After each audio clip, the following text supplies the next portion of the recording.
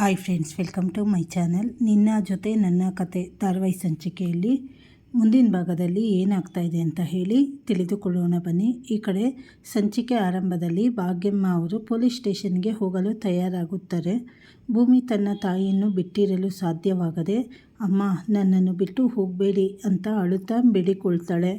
ಆದರೆ ಭಾಗ್ಯಮ್ಮ ಅವರು ನಾನು ತಪ್ಪು ಮಾಡಿಲ್ಲ ಅಂತ ಸಾಬೀತಾದ ಮೇಲೆ ಖಂಡಿತ ವಾಪಸ್ ಬರುತ್ತೇನೆ, ಅಲ್ಲಿವರೆಗೂ ಅಜಿತ್ ಸಾಹೇಬರ ಮಾತಿಗೆ ಗೌರವ ಕೊಟ್ಟು ನೀನು ಇಲ್ಲೇ ಇರಬೇಕು ಅಂತ ಹೇಳಿ ಭೂಮಿಗೆ ಧೈರ್ಯ ತುಂಬ್ತಾರೆ. ಆದರೆ ಈ ಕಡೆ ಭೂಮಿಗೆ ಅವರು ಮತ್ತೆ ಜೈಲಿಗೆ ಹೋಗೋದು ಇಷ್ಟ ಇರಲ್ಲ. ಆದರೆ ಭಾಗ್ಯಮ್ಮ ಅವರು ಆ ರೀತಿ ಮಾಡೋಕ್ಕಾಗಲ್ಲ, ನಾನು ಹೋಗಬೇಕು ಅಂತ ಹೇಳಿ ಅಜಿತ್ ಅವ್ರು ಏನು ಹೇಳ್ತಾರೆ ಅವರಿಗೆ ಗೌರವ ಕೊಡು ಅಂತ ಹೇಳಿ ಈ ಕಡೆ ಹೋಗ್ತಾರೆ. ಸಂಗೀತ ಭಾಗ್ಯಮ್ಮನಿಗೆ ಧೈರ್ಯ ಹೇಳ್ತಾರೆ. ಹಾಗೆ ನೀವು ಯಾವುದೇ ತಪ್ಪು ಮಾಡಿಲ್ಲ ಅಂತ ನಮಗೆ ನಂಬಿಕೆ ಇದೆ, ದೇವರು ಎಲ್ಲವನ್ನು ನೋಡಿಕೊಳ್ತಾನೆ ಎನ್ನುತ್ತಾರೆ. ಈ ಕಡೆ ಭಾಗ್ಯಮ್ಮ ಭೂಮಿ ತನ್ನ ಅಪ್ಪ ಅಮ್ಮನ ಹತ್ತಿರ ವಾಪಸ್ ಹೋದರೆ ಅಷ್ಟೇ ಸಾಕು ಅಂತ ಹೇಳಿ ಇದ್ದಾಗ ಸಂಗೀತ ಅವರಿಗೆ ಸ್ವಲ್ಪ ಅನುಮಾನ ಬರುತ್ತದೆ. ಆಗ ಭಾಗ್ಯಮ್ಮ ನಮ್ಮ ಮನೆಗೂ ಭೂಮಿ ಬರಬಹುದು ಅಲ್ವಾ, ಆ ಅರ್ಥದಲ್ಲಿ ಹೇಳಿದೆ ಅಂತ ಹೇಳಿ ಮ್ಯಾನೇಜ್ ಮಾಡ್ತಾರೆ. ಇದನ್ನೆಲ್ಲ ನೋಡುತ್ತಿರುವ ದೇವಯಾನಿ ಮತ್ತು ಅಂಜು ಒಂದು ವೇಳೆ ಸತ್ಯ ಬಯಲಾದರೆ ಭಾಗ್ಯಮ್ಮನ ಜಾಗಕ್ಕೆ ನಾನು ಹೋಗಬೇಕಾಗುತ್ತದೆ ಅಂತ ಹೇಳಿ ಒಳಗೆ ನಡುಕ್ತಾ ಇರ್ತಾರೆ. ಯಾಕೆಂದರೆ ಇಲ್ಲಿ ದೇವಯಾನಿಗೆ ಆಲ್ರೆಡಿ ಗೊತ್ತಾಗಿದೆ ಭೂಮಿನೇ ಮನಸ್ವಿನಿ ಅಂತ ಹೇಳಿ. ಆದರೆ ದೇವಯಾನಿ ಸತ್ಯ ಯಾರ್ದಾರು ಮುಂದೆ ಬಯಲಾದರೆ ಅವಳನ್ನಂತೂ ಸುಮ್ಮನೆ ಎಲ್ಲರೂ ಬಿಡಲ್ಲ. ಹೀಗೆ ಈ ಕಡೆ ಭಾಗ್ಯಮ್ಮನ ಕೊನೆ ಆಸೆ ಅಜ್ಜಿ ಆಗುವ ಕನಸು. ಹೊರಡುವ ಮುನ್ನ ಭಾಗ್ಯಮ್ಮ ಅಜಿತ್ ಮತ್ತು ಭೂಮಿಗೆ ಒಂದು ಕಂಡೀಷನ್ ಹಾಕ್ತಾರೆ.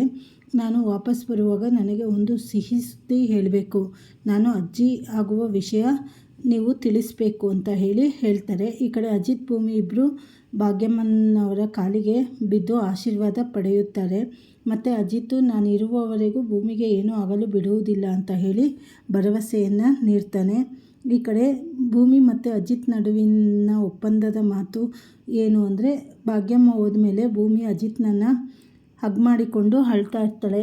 ಭಾಗ್ಯಮ್ಮ ಕೂಡ ಹೋದರು, 12 ದಿನದಲ್ಲಿ ನಮ್ಮ ಒಪ್ಪಂದ ಕೂಡ ಅಗ್ರಿಮೆಂಟ್ ಕೂಡ ಮುಗಿಯುತ್ತದೆ, ಆಗ ನಾನು ನಿಮ್ಮಿಂದ ಶಾಶ್ವತವಾಗಿ ದೂರ ಹೋಗಬೇಕಲ್ಲ ಅಂತ ಹೇಳಿ ಇಲ್ಲಿ ತನ್ನ ಸಂಕಟ ಎಲ್ಲ ತೋಡಿಕೊಳ್ತಾಳೆ. ಅಜಿತ್ ಕೂಡ ಜೀವನ ಇರುತ್ತದೆ ಎಂದು ಅವಳಿಗೆ ಸಮಾಧಾನ ಮಾಡುತ್ತಾನೆ.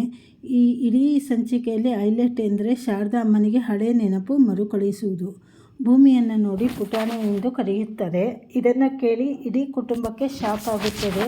ಶ್ರಾವಣು ಶಾರದಾ ಭೂಮಿಯನ್ನು ಯಾಕೆ ಪುಟಾಣಿ ಎನ್ನುತ್ತಿದೀಯಾ ಅಂತ ಕೇಳಿದಾಗ ಶಾರದಾ ಅವರು ಹೇಳ್ತಾರೆ, ಇವಳೇ ಪುಟಾಣಿ ಎಂದು ಖಂಡಿತವಾಗಿ ಹೇಳ್ತಾರೆ.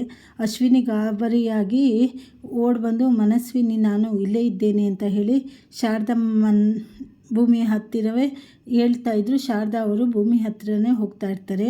ಈ ಕಡೆ ಪುಟಾಣಿ ಎನ್ನುವುದು ಮಾನಸ್ವಿಯ ಬಾಲ್ಯದ ಹೆಸರು ಅಂತ ತಿಳಿದಾಗ ಅಶ್ವಿನಿಗೆ ತನ್ನ ಸುಳ್ಳಿನ ಸಾಮ್ರಾಜ್ಯ ಕುಸಿಯುವ ಭಯ ಶುರುವಾಗುತ್ತದೆ. ಭೂಮಿಯೇ ಅಸಲಿ ಮನಸ್ವಿನಿ ಅಂತ ಹೇಳಿ ಗೊತ್ತಾದರೆ ತನ್ನ ಕತೆ ಇಲ್ಲಿಗೆ ಮುಗಿಯುತ್ತೆ ಅಂತ ಹೇಳಿ ಅವಳು ಏನಾದರೂ ಹೊಸ ಸಂಚು ಮಾಡಬೇಕು ಅಂತ ಹೇಳಿ ಯೋಚನೆ ಮಾಡ್ತಾ ಇರ್ತಾಳೆ. ಈ ಕಡೆ ದೇವಯಾನಿ ಕೂಡ ತಾಯಿಯ ಪ್ರೀತಿ ಹೇಗೆ ಸತ್ಯ ತಿಳಿಯಿತು ಅಂತ ಹೇಳಿ ಆಶ್ಚರ್ಯ ಪಡ್ತಾ ಇರ್ತಾಳೆ. ಈ ಕಡೆ ದೇವಯಾನಿಗೆ ಭಯ ಶುರುವಾಗಿದೆ, ಎಲ್ಲಿ ಶಾರದಾ ಅವರಿಗೆ ನೆನಪರುತ್ತೆ ಅಂತ. ಮುಂದಿನ ಸಂಚಿಕೆಗಳಲ್ಲಿ ಏನೇನು ಮಹಾ ತಿರುವು ತೆಗೆದುಕೊಳ್ಳುತ್ತೆ, ದೇವಯಾನಿ ನಿಜ ಬಣ್ಣ ಬಯಲಾಗುತ್ತಾ, ಶಾರದಾ ಅವರಿಗೆ ಮನಸ್ವಿನಿ ಯಾರು ಅಂತ ಗೊತ್ತಾಗತ್ತಾ ಅಂತ ಹೇಳಿ ಮುಂದೆ ತಿಳಿದುಕೊಳ್ಳೋಣ. ಹೊಸದಾಗಿ ಯಾರು ಚಾನಲ್ ನೋಡ್ತಾ ಇದ್ರೆ ಚಾನಲನ್ನು ಸಬ್ಸ್ಕ್ರೈಬ್ ಮಾಡ್ಕೊಳ್ಳಿ, ಹಾಗೆ ಬೆಲ್ ಬಟನ್ ಒತ್ತಿ, ಲೈಕ್ ಮಾಡಿ, ಶೇರ್ ಮಾಡಿ. ಮತ್ತು ಇನ್ನೊಂದೇನು ಅಂದರೆ ಮುಖ್ಯವಾಗಿ ಈ ಕಡೆ ಭೂಮಿನ ಬಿಟ್ಟಿರೋದು ಕಷ್ಟ ಅಂತ ಹೇಳಿ ಅಜಿತ್ತು ಮಾತಾಡ್ತಾ ಇರ್ತಾನೆ ಅವನ ರೂಮಲ್ಲಿ. ಮೇಯ್ನು ನಾನು ಇಷ್ಟು ದಿನ ಏನೋ ಹೇಗೋ ತಳ್ಳಿಬಿಟ್ಟೆ, ಇನ್ನು ಭೂಮಿನ ಬಿಟ್ಟು ಇರೋದು ನಾನು ಹೇಗೆ, ಅವ್ರನ್ನ ನಾನು ಇಷ್ಟಪಡ್ತಾ ಇದ್ದೀನಿ ಅಂತ ಹೇಳಬೇಕಾದ್ರೆ ಅವ್ರನ್ನ ಕಳ್ಸೋಕ್ಕಂತೂ ಇಷ್ಟ ಇಲ್ಲ, ಆದರೆ ಭೂಮಿ ಎದುರುಗಡೆ ಹೇಳೋಕ್ಕೆ ಧೈರ್ಯನೂ ಬರ್ತಾ ಇಲ್ಲ ಅಂತ ಹೇಳಿ ಒಬ್ಬನೇ ಮಾತಾಡ್ಕೊತಾ ಇರ್ತಾನೆ. ಈ ಕಡೆ ರೂಮಿಗೆ ಬಂದ ತಕ್ಷಣ ಭೂಮಿ ಅದನ್ನೆಲ್ಲ ಕೇಳಿಸ್ಕೊತಾಳೆ. ಆಗ ಅಜಿತ್ ಸಹಿತ ನೋಡ್ತಾನೆ ಭೂಮಿ ಕೇಳಿಸ್ಕೊಂಡಿರೋದು.